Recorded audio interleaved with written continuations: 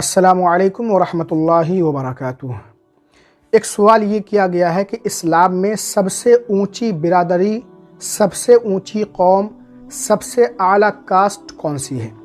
سب سے زیادہ فضیلت کس برادری کو حاصل ہے؟ اس بارے میں ہماری رہنمائی کریں۔ دوستو، بھائیو، بہنوں، انشاءاللہ آج اس کا جواب ہم آپ کی خدمت میں پیش کریں گے۔ آپ اس ویڈیو کو مکمل دیکھیں، اچھی طرح سمجھیں، اور چینل پر نئے ہیں تو سبسکرائب کر کے بیل کا بٹن ضرور دبا دیں تاکہ ہماری ہر ویڈیو کی نوٹیفیکیشن سب سے پہلے آپ کے پاس پہنچے۔ دوستو، آج کل لوگوں پر ذات برادری کا ایک بھوت سا سوار ہے۔ شیخ صدیقی اپنے آپ کو سب سے اونچی برادری سمجھتے ہیں، خان صاحب اپنے آپ کو ہی سب سے زیادہ مرتبے والا سمجھتے ہیں، چودھری صاحب کا اپنا ایک الگ انداز ہے، اگر کوئی شاہ ہے تو اسے فقیر کہا جاتا ہے، اور انصاری کاسٹ کو تو بہت گھٹیا اور گری نگاہ سے دیکھا جاتا ہے، انہیں جلاہا کہتے ہیں۔ اور حتی یہ ہو گئی، اگر کوئی نیچی برادری کا ہے تو لوگ اسے جب چڑھانے لگتے ہیں، اسے نیچا سمجھنے لگتے ہیں تو وہ برادری ہی بدل لیتا ہے اپنا۔ اس میں ذرا بھی لوگ شرم محسوس نہیں کرتے۔ ذات برادری کی بنا پر فخر کرنا، اپنے آپ کو دوسرے سے زیادہ بڑا سمجھنا، یہ ایک ایسا زہر ہے، ایسا وائرس ہے جو غیر مسلموں سے کنورٹ ہو کر ہمارے بیچ میں داخل ہو گیا ہے۔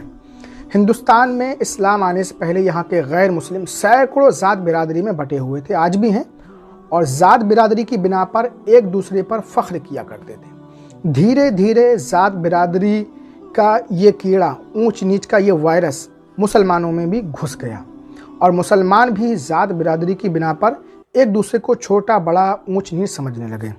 کچھ علاقوں میں تو مسلمانوں کا حال یہ ہے کہ اگر غیر برادری میں کوئی شادی کر لے تو اس گھر کا حقہ پانی سب بند کر دیا جاتا ہے، اس کا بائیکاٹ کر دیا جاتا ہے، اس سے ملنا جلنا سب چھوڑ دیتے ہیں۔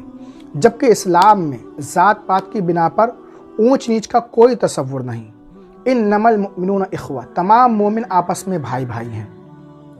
ذات برادری کا مقصد صرف اور صرف یہ ہے تاکہ لوگ ایک دوسرے کو آپس میں پہچانیں، یہ فلاں قبیلے کا ہے، یہ فلاں قوم کا ہے، بس اس کے علاوہ ذات برادری کی کوئی حیثیت نہیں۔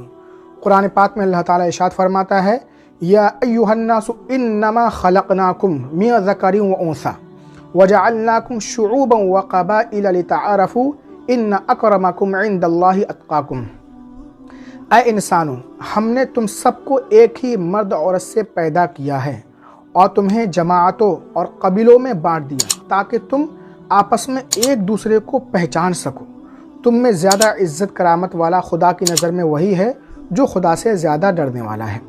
اور حجت الوداع کے موقع پر جب اللہ کے رسول صلی اللہ علیہ وسلم نے تمام صحابہ کرام کو خطبہ دیا، بہت اہم خطبہ تھا، اس میں ایک بہت ہی اہم پوائنٹ کی بات یہ بھی آپ نے بیان فرمائی، کسی عربی کو عجمی پر کوئی فضیلت حاصل نہیں ہے، اور نہ کسی عجمی کو کسی عربی پر کوئی فضیلت حاصل ہے، نہ کسی کالے کو گورے پر اور نہ کسی گورے کو کالے پر کوئی فضیلت حاصل ہے۔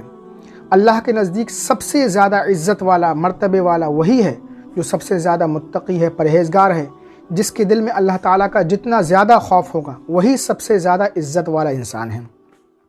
ناظرین، قرآن پاک کی آیت کریمہ اور اللہ کے رسول صلی اللہ علیہ وسلم کے اس فرمان عالی شان سے بالکل صاف ہو جاتا ہے، کلیئر ہو جاتا ہے کہ ذات برادری کی وجہ سے ایک دوسرے پر فخر کرنا، اپنے آپ کو بڑا سمجھنا، دوسرے کو نیچا سمجھنا، یہ سراسر اسلام کے خلاف ہے، اور ایک مسلمان کو یہ بالکل زیب نہیں دیتا ہے۔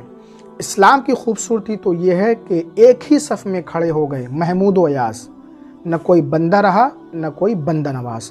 علامہ اقبال کہتے ہیں، یوں تو سید بھی ہو، مرزا بھی ہو، افغان بھی ہو، تم سبھی کچھ ہو، بتاؤ تو مسلمان بھی ہو۔ آج ہمارا حال یہی ہے، ہم سب کچھ ہیں، ہم شیخ ہیں، صدیقی ہیں، انصاری ہیں، خان ہیں، لیکن ایک سچے پکے مسلمان نہیں ہیں۔